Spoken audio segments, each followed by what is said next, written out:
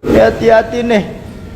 Ini ada gerakan sekarang anti maulid, gerakan anti tahlil.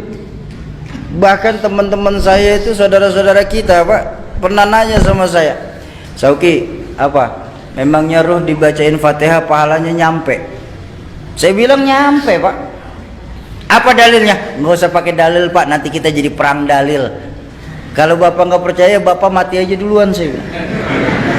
Ntar saya kirimin Fatihah. Kalau nggak nyampe, balik lagi kasih tahu. Lo kalau khilafiyah kita perbesar, Pak, sampai kiamat pun nggak akan selesai. Benar? Makanya Al-Quran memberikan jalan tengah. Apa jalan tengah yang Al-Quran ajarkan? Lana a'maluna walakum a'malukum. Jadi buat saya yang senang maulid kita di Pekanbaru, bagus, terusin. Baginda Nabi senang. Yang nggak suka maulid juga udah diem-diem aja, Pak. Nggak usah pakai ngata-ngatain yang maulid dan bakal masuk neraka. Dikit-dikit neraka, dikit-dikit neraka. Emang neraka punya bapak moyangnya? Hati-hati nih, hati-hati. Nih kita di tempat kita nih di Pekanbaru ini masih banyak ulama-ulama, masih banyak guru-guru. Dan mohon maaf Bapak Ibu, cari ulama dan tuan guru kita nih yang sanad keguruannya mutawatir, sambung menyambung sampai kepada baginda Rasulullah Sallallahu Alaihi Wasallam. Ini penting sanad keguruan nih. Makanya saya agak kurang setuju ketika ada yang bilang bahwa hukum Islam itu cuma dua, kembalikan kepada Quran dan Sunnah. Buat saya orang bodoh ini, Bapak Ibu saya sekalian, buat saya orang bodoh ini, kalau kita mengambil hukum dari Quran dan Sunnah, terlalu pandailah kita, Pak. Kenapa? Bahasa Quran itu terlalu luas untuk diterjemahkan, Pak, kalau lewat terjemahan saja. Bahasa Quran dan hadis itu sangat luas kalau kita cuma memahami Quran lewat terjemahan. Satu contoh, mohon maaf, dalam Al-Quran yang diperintahkan itu cuma sholat. Betul apa enggak? Apa dijelaskan dalam Al-Quran sholat zuhur, asar, maghrib, isya, subuh? Di mana kita temuin? Hadis. Dalam hadis pun cuma dijelaskan 5, tapi bagaimana mengerjakannya dijelaskan apa enggak? Contoh hadis yang paling gampang. Baginda Nabi bersabda dari Imam Ahmad, "Shallu kama ra'aitumuni usolli." Salatlah kamu sebagaimana kamu melihat aku sholat. Ini kalau kita terjemahkan ya. Mohon maaf saya tanya, ada di sini yang pernah ketemu Rasulullah? Ada yang pernah duduk di belakang Rasulullah? Terus bagaimana kita tahu sholatnya Rasulullah? Dari guru-guru kita yang ngajarin kita. Ini loh pentingnya. Makanya hukum Islam itu bukan cuma 2 tapi 4. Ada Quran, ada Sunnah, ada ijma, ada qiyas. Yang nggak ditemukan di Quran bisa kita temukan di hadis. Yang nggak ada di Quran dan hadis bisa kita temukan di dalam ijma. Yang nggak ada dalam ijma bisa diqiyas melalui ulama-ulama kita.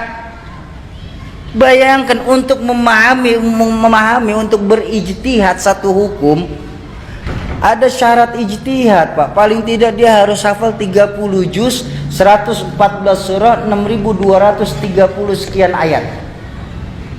Selesai? Belum. Dia harus tahu asbabun nuzul dari ayat tersebut. Selesai? Belum. Dia harus mengkhatamkan minimalnya 3 tafsir Al-Quran yang masyhur. Tafsir Jalalain, tafsir Ibnu Katsir maupun tafsir Tabari. Silakan. Selesai? Belum. Dia harus belajar asbabun nuzul. Untuk tahu asbabun nuzul berarti harus belajar hadis. Untuk tahu kedudukan hadis kan harus belajar mustalahul hadis. Untuk tahu mustalahul hadis ya tentu harus belajar asbabul wurud. Untuk tahu asbabul wurud ya harus belajar fikih. Untuk tahu fikih yang ngaji sama ulama-ulama yang ada sekarang. Jangan ngajinya sama Mbah Google.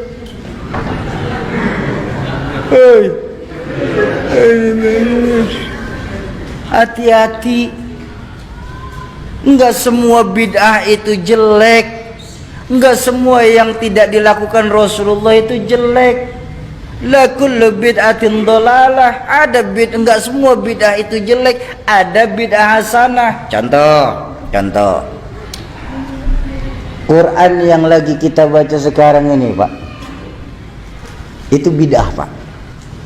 Benar enggak?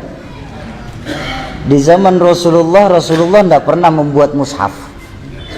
Semua langsung penghafalan kepada sahabat.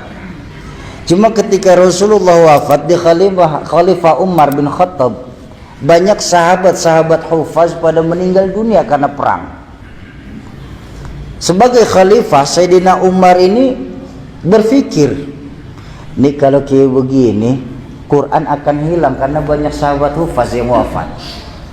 Lalu dibikinlah satu ide untuk memushafkan Al-Quran. Bahkan Sayyidina Umar sendiri berkata, hadza bid'atul hasanah. Ini sebaik-baiknya bid'ah. Bid'ah tapi masih baik. Jadi tidak semua bid'ah itu jelek, Pak. Kalau memang mengartikan semua bid'ah itu jelek, mohon maaf Bapak Ibu, mohon maaf. Ini muka kita muka bid'ah loh, Pak. Zaman Nabi nggak ada potongan kayak kita, Pak. Bid'ah tuh operasi plastik. Handphone yang Bapak Ibu pegang itu bid'ah tuh. Nabi nggak pernah pakai handphone kok. Bener? Buang. Ganti kaleng susu, sambungin benang. Ngomong dah tuh, halo. Ayolah kita sesama Islam nih, kita saling asuh.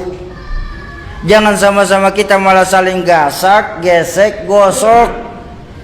Sudah waktunya kita nih sekarang meluruskan saf, merapatkan barisan. Musuh kita sekarang sudah jelas, Pak. Apa musuh yang paling nyata? Sekularisme dan liberalisme.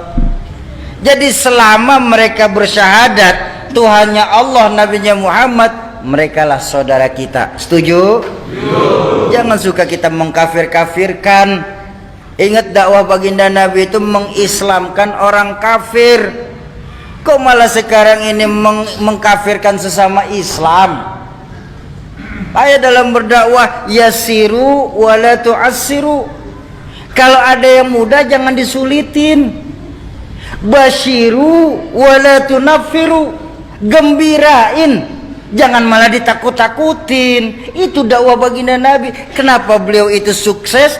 Karena beliau itu juga sebagai contoh dan panutan. Beliau sebagai contoh dan panutan buat kita. Jadi nggak bisa kita samakan dengan diri kita dengan baginda Nabi.